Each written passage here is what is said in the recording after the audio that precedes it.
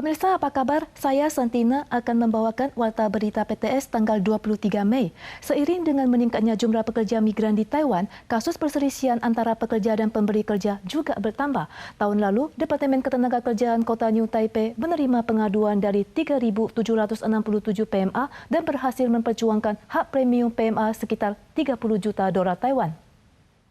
Tahun lalu, majikan sebuah panti jompo di kota New Taipei diduga tidak membayar upah lembur sesuai UU. 19 PMI mengajukan pengaduan ke Departemen Ketenagakerjaan yang setelah 3 kali mediasi berhasil memperjuangkan uang damai sebesar 2,7 juta dolar Taiwan untuk para PMI dan membantu mereka beralih majikan. 总共是有达成就是270万新台币的和解金额啦。那后续当然这19个移工也都协助他们去Saat ini ada lebih dari 93.000 PMA di kota New Taipei. Tahun lalu, Departemen Ketenagakerjaan menerima total 3.767 pengaduan.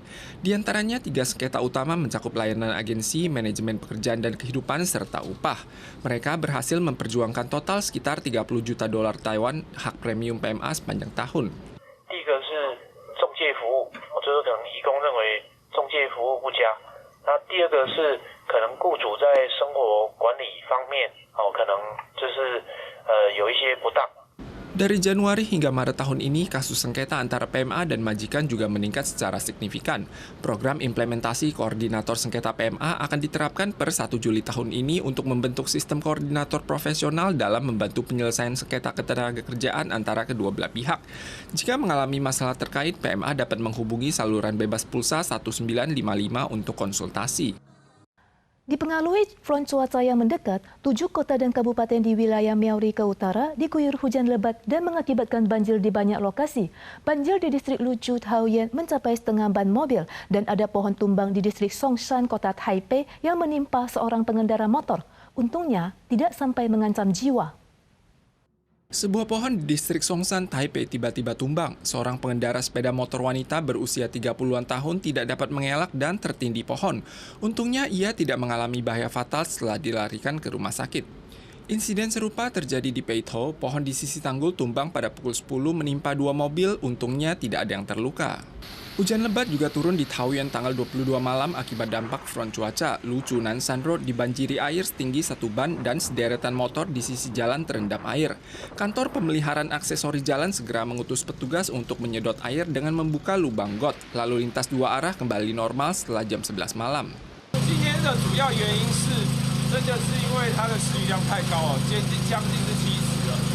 Hujan yang disertai kilat turun dengan deras dan cepat. Banjir terjadi di distrik Yangmei, Kuishan, Luchu, Taoyuan, dan Zhongli.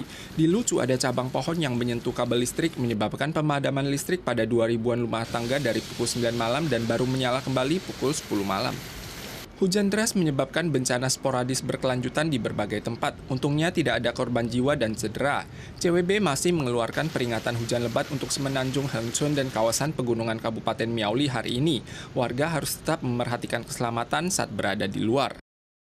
Dipengaruhi front awan yang mendekat, angin samping kencang berembus di Bandara Taoyuan kembali malam, membuat 5 pesawat yang dijadwalkan mendarat terpaksa dialihkan ke Bandara Kaohsiung. Penumpang yang berhasil mendarat di Taoyuan masih sedikit trauma saat mengingat situasi pendaratan. Pada papan informasi kedatangan dan keberangkatan bandara, terlihat banyak penerbangan yang tertunda. Hujan petir pada tanggal 22 malam membawa angin samping kencang di Bandara Taoyuan. Banyak penerbangan yang terpaksa mendarat di Bandara Kaohsiung.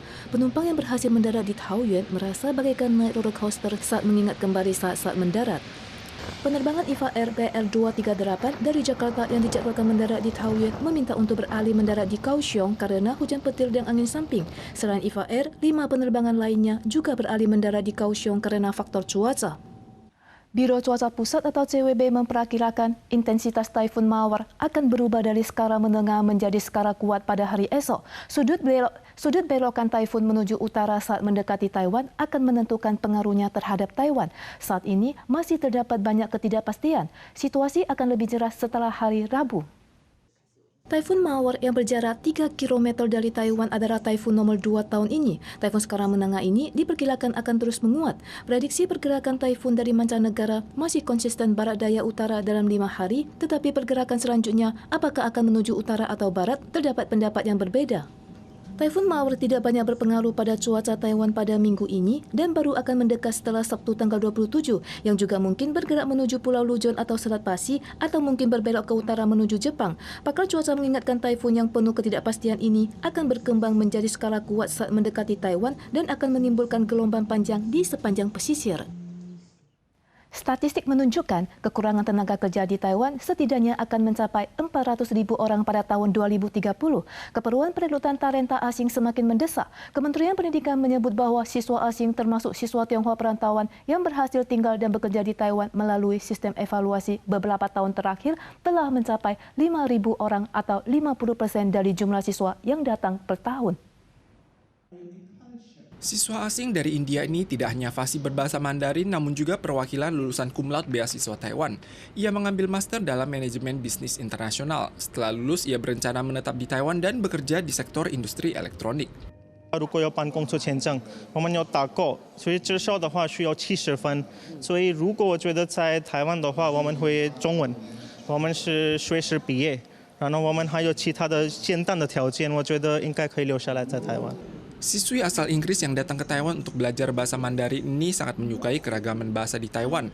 Kementerian Pendidikan menyatakan bahwa sistem evaluasi memungkinkan siswa asing untuk meningkatkan keterampilan bahasa mereka dan meningkatkan jumlah orang yang tinggal di Taiwan dengan memperoleh gelar. Untuk fase kedua dari program budidaya intensif pendidikan tinggi akan dianggarkan 320 juta dolar Taiwan bagi universitas untuk merancang sistem administrasi internasional. 包括在学校的时候要有生活辅导、课业辅导之外呢，我们更希望学校有一些就业的媒合，甚至提供一小部分的实习跟工读。 Survei Ormas menunjukkan bahwa 50% siswa asing tidak mau tinggal dan bekerja di Taiwan. Salah satu alasannya adalah bahasa Mandarin sering digunakan untuk komunikasi di tempat kerja. MOE juga meminta universitas untuk menyediakan program bahasa Mandarin lanjutan. Selain itu, bursa kerja diadakan setiap Maret untuk memungkinkan pelaku usaha dan siswa asing bertemu secara langsung. Para pemirsa sekalian, sekian Warta Berita PTS. Selanjutnya mari kita saksikan Festival Lentera di Korea Selatan. Kita suara lagi di lain kesempatan, tentu saja dalam waktu dan acara yang sama. Sampai jumpa.